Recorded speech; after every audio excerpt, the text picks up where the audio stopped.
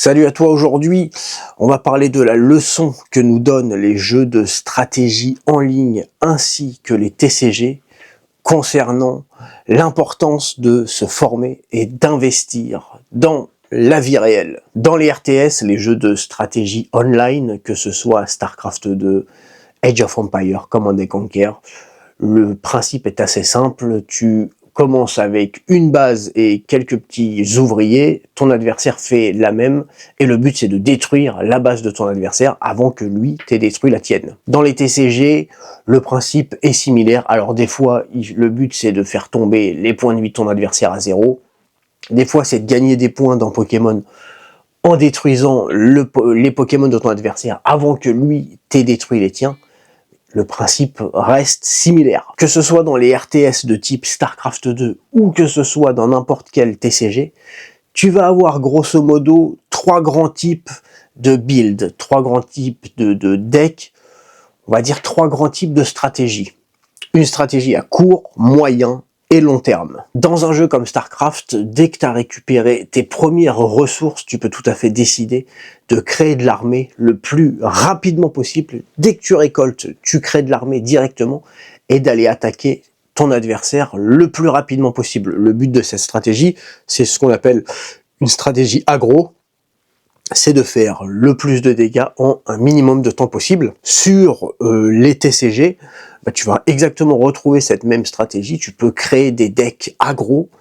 Par exemple, dans Pokémon Pocket, en ce moment, on a le deck Pikachu qui va faire des dégâts très très rapidement. Et le but, c'est de tuer ton adversaire le plus rapidement possible et de plier la partie. Dans StarCraft, tu as un autre moyen de gagner la partie. Au lieu d'attaquer le plus rapidement possible, ça va être de passer un petit peu de temps à faire évoluer tes unités par la branche technologique, débloquer des nouvelles unités, des nouveaux bâtiments, faire des recherches d'amélioration, de façon à ce que ton armée soit un petit peu plus puissante. Alors dans ces cas-là, forcément, tu vas attaquer ton adversaire plus tard avec une attaque qui sera beaucoup plus efficiente. Dans les TCG, tu vas avoir également la possibilité d'exploiter cette stratégie, c'est-à-dire que tu vas créer un deck qui n'est pas prévu pour gagner la partie dans les 3 ou 4 premiers tours, mais pour gagner plutôt au tour 5, voire 6 ou 7, c'est-à-dire en milieu de partie, c'est ce qu'on appelle les decks mid-range. Ils sont prévus du coup pour mettre un petit peu plus de temps que les decks aggro pour faire des dégâts. Par contre, quand tu arrives au milieu de la partie, là, les decks brillent. Mais tu as également une troisième façon d'arriver à tes fins et de gagner tes parties. Ça va compléter notre triangle dans StarCraft 2. C'est ce qu'on appelle la stratégie économique. Tu vas faire d'abord, tu vas utiliser tes ressources pour créer de l'économie. Tu vas faire plein d'ouvriers, tu vas créer une deuxième base qui, elle, va créer encore plus d'ouvriers et tu vas avoir une économie florissante. Florissante et donc exponentielle. Et là, ce qui fait que tu vas arriver encore plus tard chez l'ennemi. Par contre, si tu arrives jusqu'à ce point-là, tu es assuré de gagner la partie. Tu commences non pas par faire de l'armée, ni faire des développements technologiques, tu vas commencer par faire de l'économie. Et ensuite, avec toute cette économie, tu vas juste dépenser à foison et avoir les meilleures unités et la plus grosse armée possible. Cette stratégie, elle est tellement puissante que, en fait, la plupart du temps, t'as pas besoin d'aller attaquer l'adversaire. Tu as juste besoin de rester chez toi, de te défendre et d'augmenter ton économie à fond. Et bien sûr, tu me vois venir, on retrouve également cette stratégie dans les TCG avec ce qu'on appelle les decks contrôle. Ces decks-là, ils sont prévus pour gagner en fin de partie. Ils vont utiliser leurs ressources pour créer de nouvelles ressources. Alors, dans Pokémon, ça va être utiliser des ressources pour aller chercher des énergies. Tu utilises des énergies qui vont te ramener une énergie en plus à chaque tour. Sur Magic, ça va être utiliser ton mana pour aller chercher d'autres terrains qui, eux, vont créer d'autres manas et prendre un avantage sur l'adversaire petit à petit. Et le but, c'est de gagner sur le long terme. Tout ça, c'est bien beau, mais tu vas me dire, ok, stratégie agressive, mid-range, contrôle, long terme. Quel est le rapport avec la vie réelle? Eh bien, dans la vie réelle, si on considère que gagner la partie, ça veut dire être heureux, avoir une vie confortable, pouvoir partir en vacances quand on le veut, être libre de nos décisions, Eh bien, ces trois types de stratégies vont également se retrouver dans la vie réelle. J'ai ici à Tokyo un ami français que j'adore, mais qui, concernant la gestion de l'argent et l'investissement, a des idées qui sont radicalement opposées aux miennes. Il est insupportable. Je l'adore, mais il est insupportable. Il m'explique que quand il touche son salaire, c'est pour se faire plaisir. Bien sûr, il se met jamais dans le rouge, mais une fois qu'il a payé tous ces trucs, il se fait plaisir. Lui, il m'a déjà sorti cette phrase qui va me rester jusqu'à ma mort, où il me dit, moi, si à la fin du mois, il me reste 300 € sur mon compte, bah, je me dis que j'aurais pu me faire plus plaisir ce mois-ci. Lui, dans la vie réelle, il joue à gros. C'est-à-dire que dès qu'il a de la ressource, il veut se faire plaisir. Il envoie de l'armée, il veut faire des dégâts parce qu'il veut kiffer. Maintenant, tu vas avoir un deuxième type de personnes qui sont des gens qui veulent investir pour que d'ici 5 ou 7 ans, 10 ans maximum, ils puissent récupérer leurs billes et se faire plaisir à ce moment-là. Donc leur but, il est très simple. Ils ont de la ressource. Cette ressource-là, ils vont pas l'utiliser tout de suite pour faire de l'armée et pour faire des dégâts, pour se faire plaisir. Non, ils vont le mettre de côté et ils vont s'en servir. Exactement comme dans StarCraft 2, tu vas faire des recherches technologiques pour avoir des meilleures unités plus tard. Dans un TCG, tu vas faire un deck mid-range. Donc ces gens-là font souvent des investissements de façon à ce que dans 5 ou 10 ans, ils retirent leurs investissements et là, ils puissent se faire plaisir, acheter la maison qu'ils ont envie, partir en vacances ou je ne sais quoi.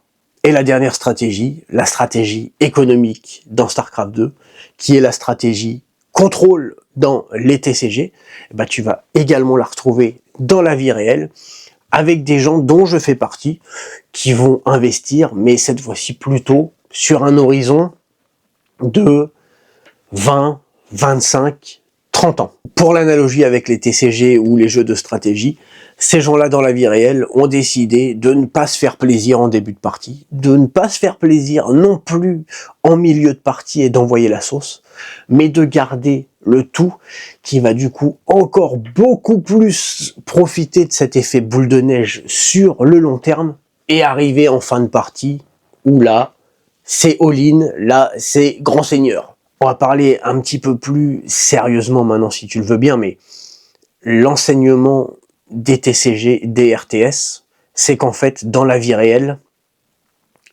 la seule option viable que tu as, c'est de jouer sur le long terme. Il faut que, si on reprend notre analogie, il faut que tu joues contrôle. Il faut que dans ta vie réelle, tu joues économique. Pourquoi ça? C'est très simple, les decks aggro, les decks mid-range, les stratégies cheese rush sur StarCraft 2, ou même les stratégies milieu de partie, ils arrivent à gagner parce qu'ils écourtent la partie. Sauf que dans la vie réelle, ça marche pas comme ça.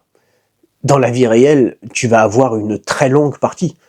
Et je te le souhaite, la partie la plus longue possible. Peut-être 80, 85 ans. Aujourd'hui, on est dans ces eaux-là.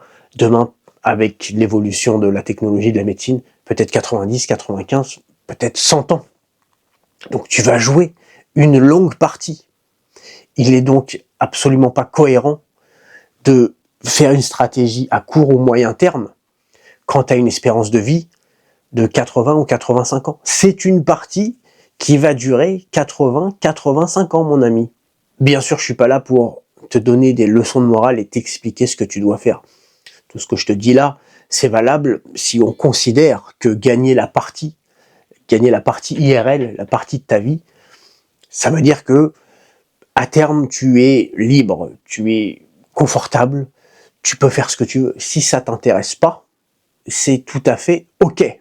Maintenant, selon moi, et de manière très pragmatique, si on vivait dans un monde où à 35 ans, tu avais une chance sur 3 de décéder, et à 50 ans, tu avais une chance sur 2, effectivement, faire de l'investissement sur du long terme et jouer full contrôle dans ta vie réelle, c'est discutable.